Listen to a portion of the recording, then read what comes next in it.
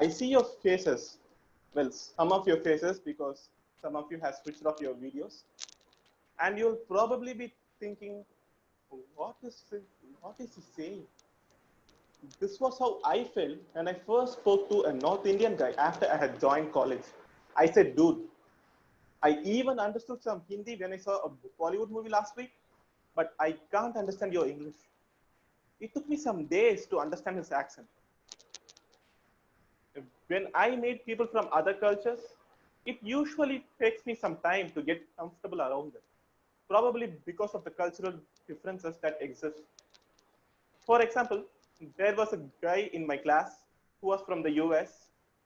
He found the Indian culture amusing, sometimes annoying, and sometimes downright frustrating. Good morning, Toastmasters, and yes, it was the first semester. One day I came to my class wearing the vibhuti on my forehead. He saw that and asked, "Did you go to a temple?" "Yeah, I usually do every morning." "Which temple?" "A temple for Lord Shiva." And the day just went on. The second day, he again saw the mark. "Shiva temple?" "No, Murugan temple." "Oh, who's he?"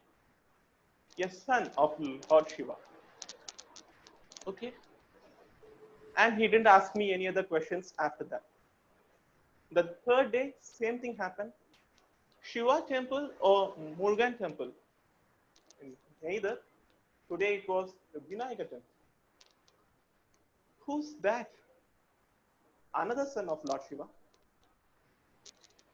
The fourth day, "Shiva temple or Murugan temple or Vinayaga temple?" "None of the above. Today I went to Anjaney temple." "Who's he?"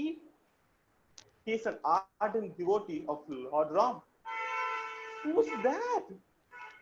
"He's one of the incarnations of Lord Krishna." "How many gods do you have?" Dude, I'm gonna be honest with you, I have no idea. We also worship the sun, the moon, the stars, even the snakes. Seeing the flabbergasted look on his face, I said, "OMG, am I right?" "No, not OMG. I say OMG. People like you should say OMG, D. He was so annoyed with the number of gods the Hindus worship. A few days passed, and a classmate of ours invited us to his brother's wedding. We both went, and after taking some group pictures and some dancing, we went to eat. Now, he had eaten rice before, but he had never eaten them on a banana leaf. The waiter served the rice and asked, "Sambara rasama?" He said rasam. The waiter poured more rasam than necessary, and the fun began. The excess rasam began flowing dangerously close towards the edge of the leaf. You remember this childhood game where we have a circular plate with a maze, and there's a tiny little ball which we have to maneuver it towards the center, and we go this way and that way trying to navigate it. That was how he faced off against Rasam. Grabbing the edge of the leaf, he went, "Oh, no, no, no, no, no, no, no, no, no, no.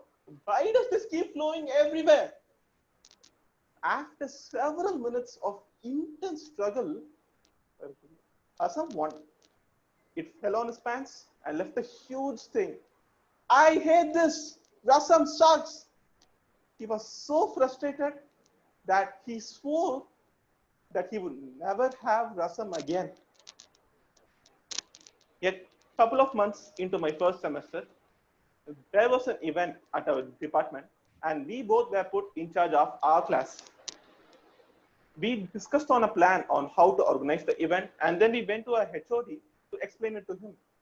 But he already had a plan of his own, and as we listened to him explain, we both felt that there were several areas that could go wrong. "Follow this process and organize the event," he said. I instinctively said, "Okay, sir." But my friend argued that our plan was better than his. The next day, we found out that we had been replaced by two of our other classmates. I then read that most of the Indians are being brought up, being told to never speak up to people of higher authority. Even if they say something like, you're stupid for no reason whatsoever, you can show the hatred with your eyes, your nose, your ears, basically your whole body, but never with your words.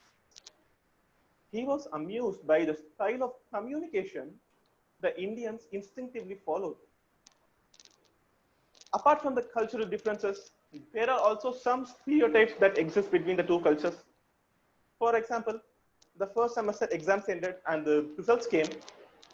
I had gotten an arrear in maths. He looked at my result and immediately teased, dude, Asians are supposed to be skilled at math.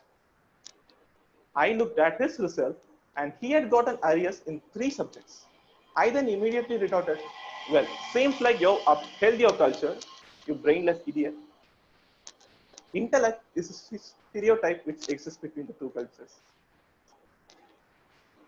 After some days, one day in my second semester, I saw my friend wearing the vibhuti on his forehead. Which temple? I asked. And he replied with a smugness, the brother of the one who flew around the world on his peacock. Not bad, dude. And that day, he had brought rasam and rice for lunch.